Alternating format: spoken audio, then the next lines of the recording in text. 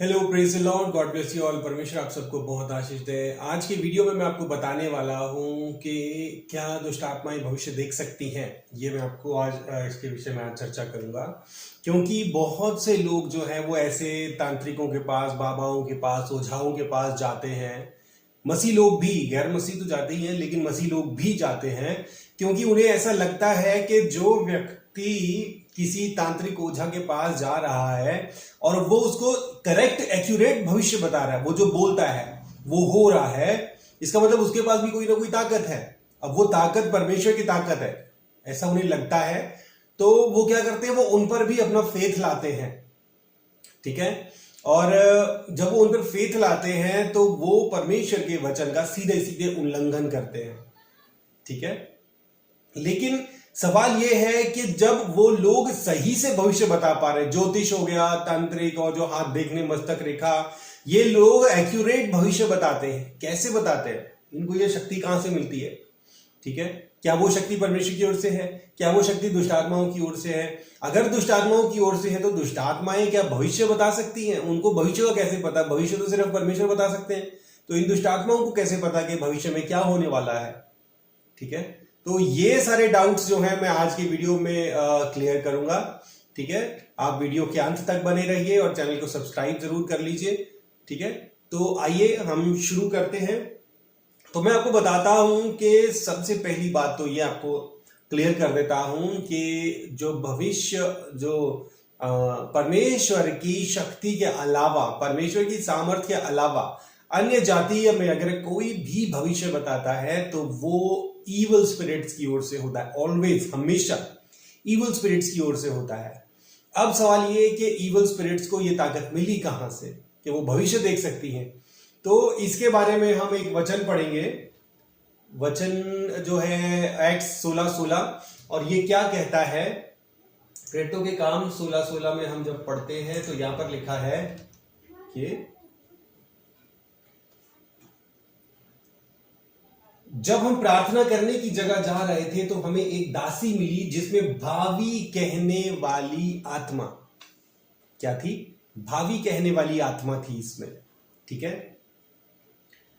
और भावी कहने से अपने स्वामियों के लिए बहुत कुछ कमा लाती थी, ठीक है। यानी कि भविष्य में जो होने वाला है वो लोगों को बताती थी और लोग जो है उसको अच्छा पैसा देते थे। जैसे आज जो तांत्रिक ज्योतिष और ये सब बैठे हुए टेलीविजन पे सुबह सुबह रोज बैठ के भविष्य बताते हैं कि इस राशि के साथ वो होगा, उस राशि के साथ वो होगा, उसका ऐसा होगा, उसका वैसा होगा।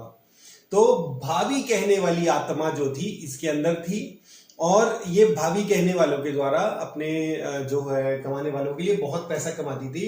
वह पौलुस के और हमारे पीछे आकर चिल्लाने लगी कि ये मनुष्य परम प्रधान परमेश्वर के दास हैं जो हमें उद्धार के मार्ग की कथा सुनाते हैं। जब ये जो औरत है, भावी कहने वाली आत्मा जिसके अंदर थी, ये चढ़ाने लगी, चढ़ाने वाली टोन में कि देखो देखो ये वही है वो जो परमेश्वर की कथा सुनाते हैं, परमेश्वर परमेश्वर करते रहते हैं। जैसे आज लोग मजाक उड़ाते हैं ना, मसीह लोगों का मजाक उड़ाते हैं कि क्या तुम मसीह मसीह करते रहे, इशू इशू करते रहते, मजाक उड़ाते हैं। वैसे ये भी मजाक उड़ाने की टोन में, उनको चिढ़ाने की टोन में ये उनको बोल रही थी कि ये वही है वो परमेश्वर परमेश्वर करते रहते हैं, जो परमेश्वर की कथा जहां देखो वहां पे यही बताते रहते हैं, कोई काम धंधा इनको है नहीं, इस तरह की चीजें। तो जब वह बहुत दिनों तक ऐसा ही करती रही तो पौलुस दुखित हुआ और मुंह फेर कर उस आत्मा से कहा, मैं यीशु मसीह के नाम से आज्ञा देता हूं कि उसमें से निकल जा, और वह उसी घड़ी उसमें से निकल गई, ठीक है। यानी कि जो भावी कहने वाली आत्मा थी, जो उसको ताकत देती थी, जो भविष्य दिखाती थी। बहुत से लोग कहते हैं कि मुझे भविष्य दिख जाता है, कि मुझे पता चल जाता है कि भविष्य में क्या होने वाला, और वो वैसा ही होता है, ठीक है। तो वो आपको ये देखने की जरूरत है कि दो तरीके की सामर्थ काम करती है, एक तो परमेश्वर की सामर्थ, एक दुष्ट आत्माओं की सामर्थ। अगर आपके अंदर कोई भी शक्ति, कोई भी सामर्थ है और उसकी वजह से आपके जीवन में नेगेटिविटीज बढ़ रही हैं, आपके अंदर नेगेटिविटी बढ़ रही है, आपको डर लग रहा है, घबराहट हो रही है, चिंता हो रही है, परेशानी हो रही है, और आप कॉन्फिडेंट नहीं हो उसके लिए कि वो परमेश्वर की ओर से, तो वो ऑलवेज दुष्ट आत्माओं की तरफ से आपको ताकत मिलती है।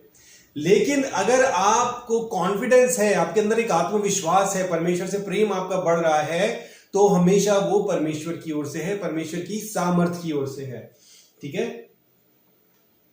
तो जब जब उसके स्वामी ने देखा कि हमारी कमाई की आशा जाती रही तो पौलुस और सीलास को पकड़कर चौक में प्रधानों के पास खींच ले गए। तो वो समझ गए, उसके अंदर से जो भावी कहने की जो सामर्थ्य शक्ति थी वो निकल गई। वो बोल नहीं भावी नहीं बता पा रही थी क्योंकि आत्मा ही निकल गई। जो सामर्थ्य देती थी, शक्ति देती थी, बताती थी, वो निकल गई। ठीक है, तो अब देखिए एक वर्ड्स आपके सामने और पढ़ता हूं यहां पर, इससे आपको जो है, तुझ में ऐसा कोई ना हो।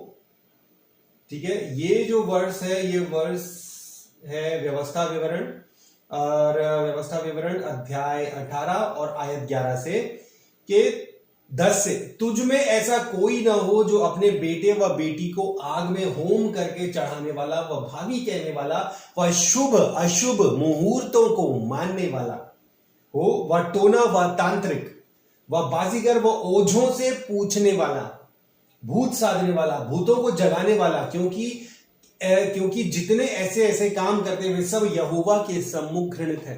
तो अगर आप हॉरोस्कोप देखते हैं, अगर आप भविष्य देखते हैं, अगर आप हस्तरेखा देखते हैं, अगर आप कोई सियानो बयानों से जाकर पूछते हैं, ये चीजें अगर आपके सामने हैं, आप ये काम में लिप्त हैं, और आज रात अगर आप मर जाते हैं तो आप 100% नरक में जाएंगे, क्योंकि वचन साफ साफ कहता है कि जो कोई ऐसे काम करते हैं वो यहोवा की ओर से घृणित है।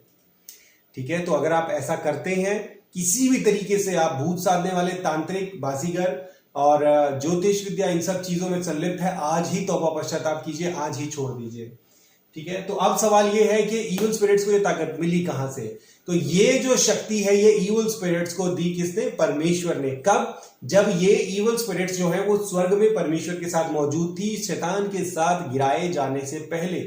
मैं आपकी जानकारी के लिए आपको बता दूं कि खुद शैतान के पास भी भविष्य देखने की सामर्थ्य नहीं है। भविष्य देखने की सामर्थ्य शैतान के पास भी नहीं है।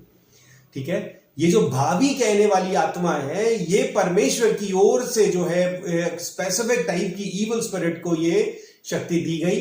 ठीक है, ये वरदान के तौर पर एक शक्ति दी गई, और परमेश्वर का वचन कहता है कि परमेश्वर जब किसी को कोई वरदान देते हैं तो उससे कभी भी वापस नहीं लेते। तो आज वो इविल स्पिरिट्स नर्क में मौजूद है। ठीक है, और नर्क में जो है वहां पर जो वो शक्तियां उनके अंदर हैं, और वो नर्क से बाहर कब निकलती है? जब लोग भूत साधना करते हैं, जब लोग तांत्रिकों को, इविल स्पिरिट्स को, दुष्ट आत्माओं को बलियां चढ़ाते हैं, तभी सिर्फ वो इविल स्पिरिट्स नरक से बाहर निकल सकती हैं। अदरवाइज वो अपनी मर्जी से बाहर नहीं निकल सकती। सिर्फ हम इंसानों के पास अधिकार है उन इविल स्पिरिट्स को वहां नरक से बाहर निकालने का।